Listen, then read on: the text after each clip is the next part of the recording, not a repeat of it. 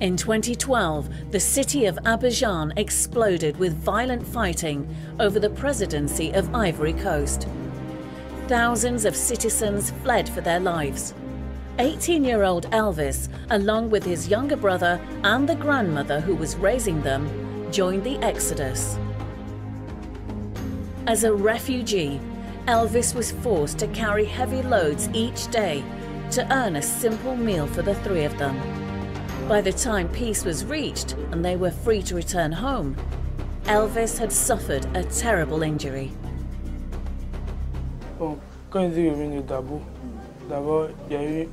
When I came back, the first thing I noticed inside was lung pain.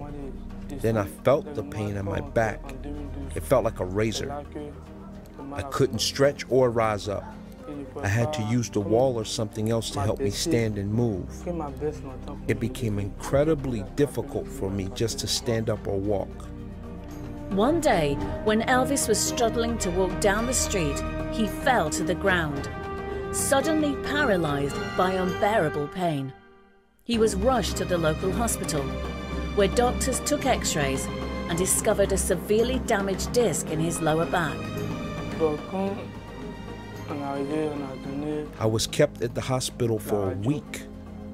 They wanted to operate on me. The specialist said they would have to replace the damaged disc, but said it would stop my growth. So they didn't perform the surgery. They prescribed some drugs for me for my pains and gave me a total of 9 IVs. Elvis wore a back brace and lived with debilitating pain. It even stopped him from attending his final year of high school. Elvis was a total prisoner of his pain. Months passed like years. Then one day, his grandmother saw advertisements announcing a Christ for All Nations gospel campaign. While Elvis was not a Christian, she was determined to bring him to hear the gospel, expecting Jesus to touch his life. Elvis's grandmother got Elvis into a taxi, and they attended the second evening of the Christ for All Nations Abidjan event.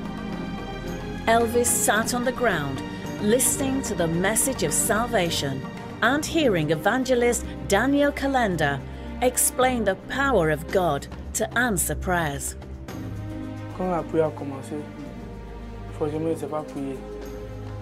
When we went, the man of God preached and he said, "Have faith and you'll be healed." I told the Lord, "I don't know how to pray, but I know that you can heal me." So I rose up, lifted my hands and prayed. Suddenly, I heard people crying all around me, and I felt something in my leg. So when I reached down and touched it, there was no pain in my back. So I was bent over and I touched my head to my knee. I still didn't feel any pain. Then I started shouting and jumping. I took off my back brace belt and gave it to my grandmother. And we started shouting, dancing, jumping, and I said, "I am healed." What is this? Qu'est-ce que c'est? Ceinture lombaire. Une ceinture lombaire pour mettre sur mon dos pour marcher avec. It's a belt he used to wear. Why did you need this? Pourquoi est-ce que tu devais porter cette ceinture? Parce qu'il y a une hernie discale au niveau de ma colonne vertébrale. He had an hernia.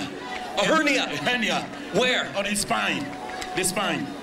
And now what has happened now? Et maintenant, qu'est-ce qui se passe maintenant? Il peut bien marcher. Tu peux marcher sans la ceinture? Oui, il peut tout faire sans la ceinture. No pain? Non, t'as pas mal? Non, pas mal. Il n'y a pas de douleur? Rien. Could you do this before? Tu pouvais faire ça avant? Non. Tu pouvais pas? Je pouvais pas. Je jouais pas au ballon. Je suis dispensé à l'école. You could not play football. You could not do any sports. Do you know who has healed you? Tu sais qui t'a guéri? Jésus-Christ de Nazareth. Jesus Christ of Nazareth. Hallelujah! Hallelujah! Lord, I thank you for this miracle, and I bless this young man in Jesus' name. God bless you. Go play football. Now Elvis is living pain-free. He's able to help his grandmother at home and is headed back to finish high school. He's even playing soccer with his friends again.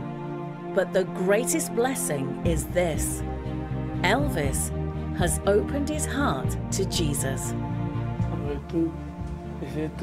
I have decided to follow Jesus all my life. Now I'm going to church and praying to the Lord. I am going to be baptized, and I will do the work of the Lord, because I know it is the Lord who has healed me.